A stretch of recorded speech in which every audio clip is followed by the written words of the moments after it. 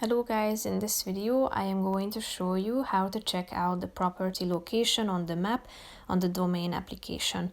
But first I just want to mention, don't forget to subscribe to my channel because at 10,000 subscribers I am going to show you my whole YouTube revenue statistics and growth strategy, how to make money online. Now let's jump into it. First of all, open the app on your phone. After that you should tap on the